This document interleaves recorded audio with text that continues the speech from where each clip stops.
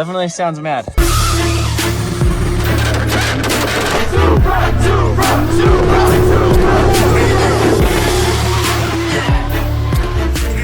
What's up guys, welcome back to the channel, and today is actually going to be a sad day. Today I've spent a good chunk messing with my truck. Yesterday I fully detailed this thing inside and out. It means I'm selling it. Kind of don't want to sell it. It's kind of one of those things where I almost have to sell it. I've been trying to sell some other things. I made a video a couple weeks ago saying selling everything, the R33, the R35, the 6.4 Powerstroke, you know, a bunch of other things. So I actually did sell that. I just have a lot of stuff for sale, and I was really reluctant to actually list this thing, which this is my 2016 Ford F350 6.7 liter Powerstroke, crew cab, long bed, lariat. It's my dream truck. Not necessarily a want of wanting to sell this thing. It was more of like, over the past couple months, I've bought things, I've anticipated things, I've expected things to go better. I've had some surprises, some things pop up in the help department and all that stuff. Recently with the Civic giveaway, the launch of it was really slow. Probably the slowest giveaway we've ever had. Like first 2 weeks. I'm kind of at that point where I need to pay down some stuff, and I think it's gonna motivate me to kind of hustle, you know, because I really don't have any choice. This was my dream truck. When this body style came out in 2011, I literally was in high school. I had my 2002 F350 that I basically bought from buying and selling cars on Craigslist, and that thing literally had a trailer, a tow dolly hooked up to it every single weekend. I always knew I wanted one of these. I went to the Ford dealer, and you know, I was young, they didn't want to let me test drive it, so I made up this story about how, like, you know, I just got this settlement and I want to go test one to see what one I want. So I literally went and drove a 2011. I posted a picture of a very similar build. It was a 2011 Platinum, paint match bumpers, black wheels, and it was silver. And I posted that on my Facebook, and I was like, one day, it was the background on my phone for like 2 years that led me to this one. So I think I'm actually selling it to one of my buddies. He's, you know, he knows the whole story with it. He's been around it.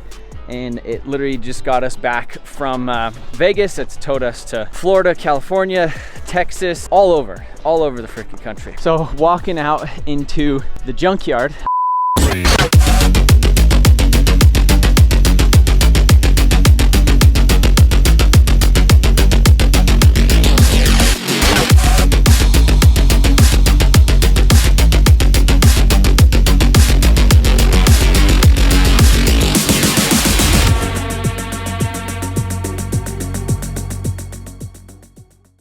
We have this option right here. This is one of the things that I kind of listed for sale.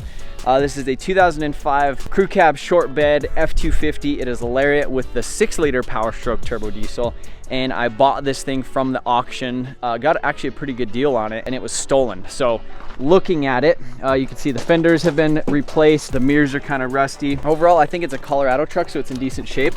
But you can see this is how they actually got into it. They busted that lock right there. Bunch of stuff in here. It looks like somebody was doing high pressure oil things with it. So it does run, it does drive. It has very little power. It has a huge exhaust leak, and these 6 liters, they need boost to make them work. Obviously this thing isn't as nice as my other truck, but it is a little bit nicer than my 02, and the 6 liters actually run and drive really good once you do the right things to them. It has this weird stink bug look. It has like a 6-inch lift leaf spring in the back. You can see how big that swoop is right there. It looks like it has one of those bigger fuel tanks too.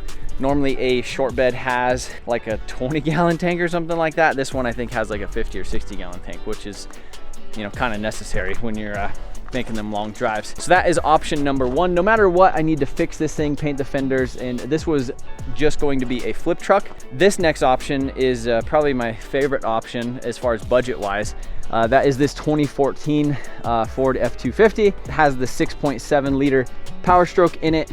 This is the XL package, so it actually has power windows, locks, but it has the vinyl floor. It has like a bench seat because the company that had this, they took the seats out of it and put it in another truck. This is very similar to my truck, and obviously I have a lot less money in this one as of right now than I do in my truck. So selling my truck is gonna cause me a little bit of work. I'm gonna have to work on either this one or this one and get it going right away. See what happens tomorrow or the next day. If my friend doesn't buy it, literally I have like 4 other people that are like talking to their bank right now, because obviously that kind of truck, most people don't have that much cash. Catch up with you guys tomorrow. All right, so first step of getting this truck ready. Gonna be putting some new batteries in it. Obviously the old batteries were pretty shot. This tire is pretty flat, so went ahead and drug out the hose from the paint booth. Good thing the paint booth is like right there, so plug it in, air this thing up. All right, so new batteries are in. Have already previously replaced the ignition on here. Pretty much just get on eBay and buy a kit. So we have the mileage right there, 259. Injector's clacking, which means that this thing might start. It's been a while.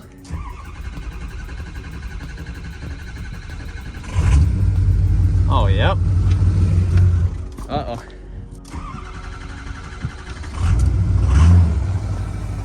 Let's see, we got oil pressure. You could hear just a big exhaust leak up there. But overall, it sounds decent. Not super smoky, not crazy, so basically just gonna go ahead and pull this thing out of the weeds. Bedside needs a little bit of paint on it. These things are kind of rough looking. Fenders need some paint. Yeah, you can hear that exhaust leak up there. So I have a set of up pipes for it. Doesn't have any coolant in it either. It doesn't have much. Let's do a pressure test on this thing and see what it looks like. So we'll go ahead and pull this thing around. Brakes feel a little sketchy.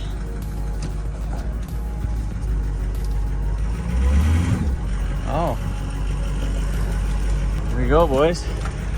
This might be the this might be the new unit for the future. Maybe temporary, maybe long term. I'm not 100% sure, but it's making the drive. Yeah, you could just hear that hissing for sure. Big old exhaust leak under there somewhere. All right, so pressure washed the engine bay off yesterday before I left the shop, and today we are trying to figure out what is up with this thing. So looking in the coolant or the degas bottle, if you look down there, it doesn't really look that good. So that is basically coolant in the oil. There's certain signs that somebody possibly did an oil cooler on here. It looks like it has like the bulletproof EGR cooler, and it also has a couple other little things. It does have stock head bolts, so it's not like fully, you know, it doesn't have like head gasket or head studs or any of that stuff in it. Looking inside, this is something that goes right there by the oil cooler. This is the high pressure oil pump screen. Here is an IPR valve and some other things like that. So it's just kind of an interesting deal. Somebody's obviously been in here. I don't know if they did all that stuff. Maybe they had a new oil cooler kit in here when the truck got stolen, and then somebody stole it and then just went and beat the crap out of it. Been a while since I've been in here. There's a lot of crap in here, and really trying to figure out, you know, what is the best course of action to get this thing kind of back up and on the road. So after a little bit more diagnosing, this oil filter, or this coolant filter, technically is an oil filter right now too, because it's there is oil in the coolant, so it's dual purpose right now. This has a little kind of like check valve, bleed valve, whatever you want to call it. So I actually am pressurizing it right here. It's crazy because this is 80 pounds of pressure. It's not even flexing the hoses, but then, so I think what that is potentially the oil cooler. So how these things work is there's an oil cooler brick that coolant runs through that's in essentially like a bucket, or like a little pool is what it is. I'm assuming somebody potentially tried to fix things, but they maybe used like one of those cheap oil coolers or something like that. It's a weird thing. It looks like somebody has a new ICP sensor, which that reads the high pressure oil, like how many PSI. It, like somebody was putting some money into this truck, or, you know, looked like they were. It's got like a new intercooler boot right here. That turbo looks like it's not like it's like a OEM replacement Garrett. Obviously it's got the charge pipe, it's got this thing on it, and so I don't know, probably an oil cooler, but I don't have any of that stuff here with me today to do that, so I need to order that. Otherwise I'm just gonna go ahead and pull in that other red 6.7 truck and try to diagnose what is actually wrong with that thing.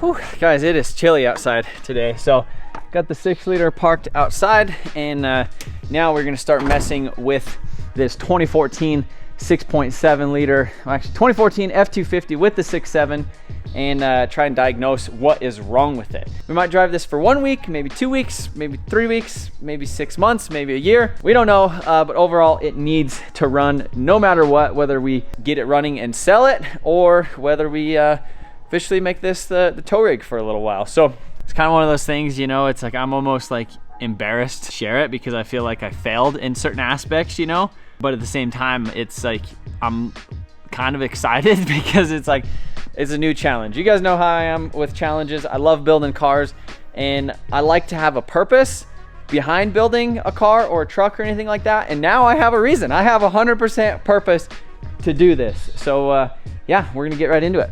So with this truck, first thing is first, it was a crane company that owned it. They were building an Amazon warehouse kind of local to here, and they were driving it across the job site.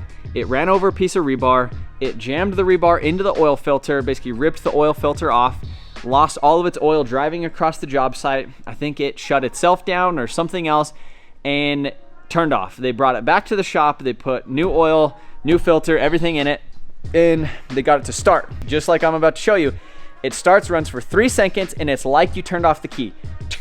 It's just like, boom, perfect. And then all of a sudden, when you go to crank it again, it goes super, super slow. It like it has so much resistance. So I don't know if it's a safety. I don't know if it's a wiring thing. I don't know if it's like a weird starter problem. Like, I don't know if the engine is like the crankshaft is almost welded to the block. So I almost wonder if I should just drain a little bit of oil out of it first.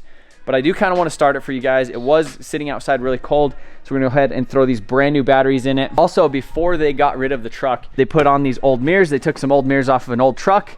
On the inside, they actually swapped out the seats with kind of a work truck seat. 224,000 miles, but it actually does have all the kind of the buttons on the steering wheel for like the audio and stuff, because it did have sync. So I think I could actually do like an XLT gauge cluster swap in here.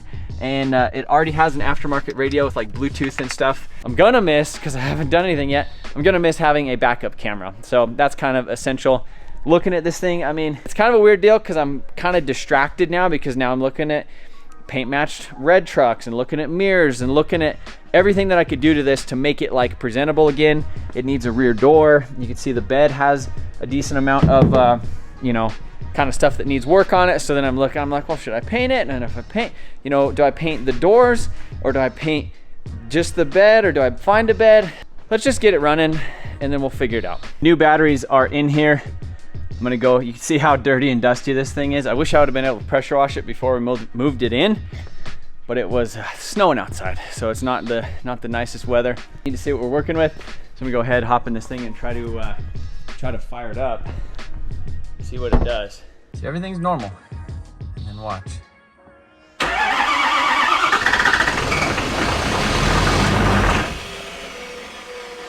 Then, if we go to do it again, key off, back on.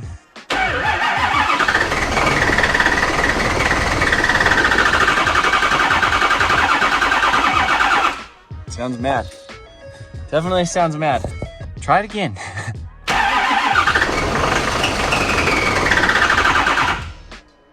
Curious what that check engine light is. I'm gonna go ahead and hook up my scanner and see what it does.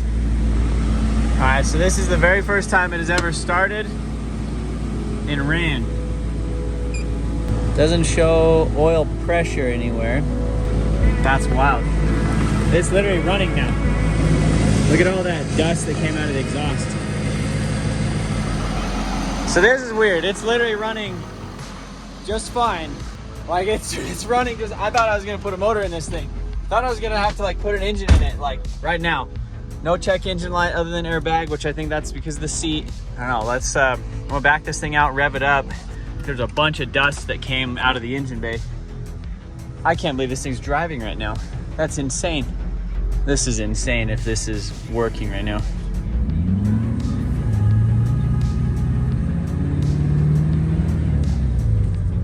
This is so weird.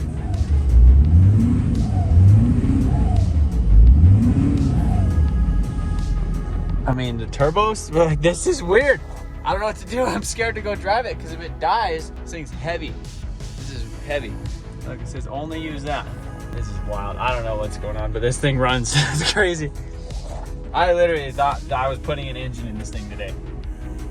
wild. So it's been running for at least 10 minutes. And it seems fine. It seems fine. I don't know if somebody's playing a trick on me. It seems fine. Let's see. Temperatures are, everything's cold. I don't know what to do. I'm gonna let it warm up a little bit more, I guess. And I don't know, I'm tempted to take it for a drive.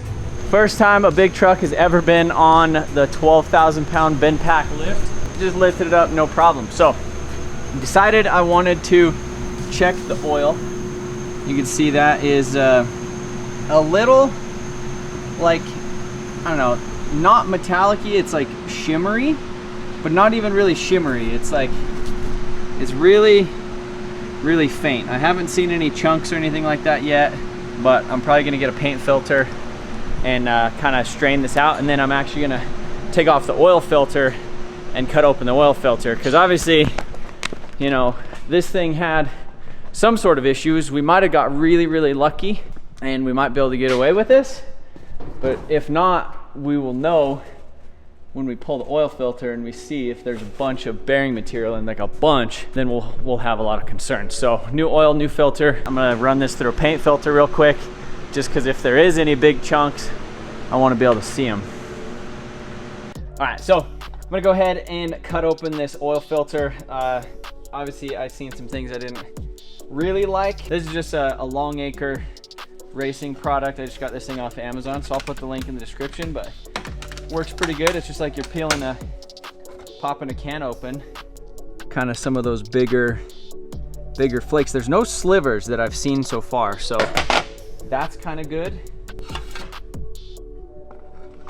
Well, you could see down in there, all that crap will actually just pour that out. It's crazy, it looks like that paint on the Civic. There's no major chunks, so obviously there is some wear. There's gonna be some wear on the bearings, but that's like not crazy, you know?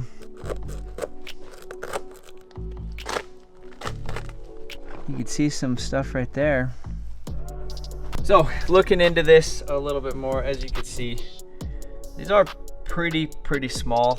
You can see that is probably about the biggest piece, and then that one right there, the biggest piece that I found, which is you know, still pretty small in the aspects of things. Like if you compare that to like a little piece of a welding rod. If I send this thing like this and, you know, I drive it for 100 miles and I change oil and then we come back and then now all of a sudden it got into the crank or got into the cam or in the, you know, the crank, basically the crank. I was already planning on pulling the engine out of this thing anyhow and swapping it with the other one. I just do that, and instead of swapping it, I spend probably a solid day of just literally pulling this engine completely apart, putting new bearings in it, and I think that should get us by, because I don't think it's bad enough to where it hurts anything. And honestly, I think if I did drive it and I changed the oil a couple times, like all of the bearing material would go away. Now that it's like actually has a film and the oil pump is doing all that stuff, I think that it just running low on oil and turning off and then not having it in there, that probably affected a lot of stuff. So, you know, it was a work truck, so there's a lot of, you know, dings and dents, and, you know, the bed has a dent, pretty good dents right there. Big dent in the door, decent little dent right here. Front fenders and hood and all the front end of it's pretty good. The driver door's in decent shape other than that.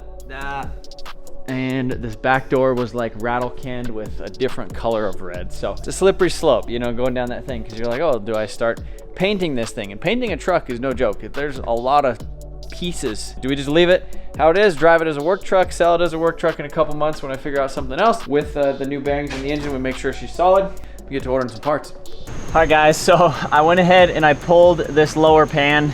I was just gonna put oil in this thing and send it, but I pulled that lower pan and you can see this is what came out of it. Basically right below the pickup tube was a big chunk of just all this crap right here. So a lot bigger metal flakes, a lot more material. It'd be a couple days before I could get engine bearing or bearings in for this engine, but also we're kind of at the point where I need a truck. I don't want to be You know, we're working on the Civic, we're working on the Mustang, working on the twin engine Civic project. There's a lot of things going on, and I don't want to spend a whole lot of time messing with this thing. So let me know, what do you guys think? Should I order the bearings and put this engine together, or should I just swap the engine from the 70,000 mile or the 80,000 mile parts truck that we got a couple, I think that was almost 6 months ago. But those are kind of my options. Let me know what you guys think. Appreciate you guys watching. See you later.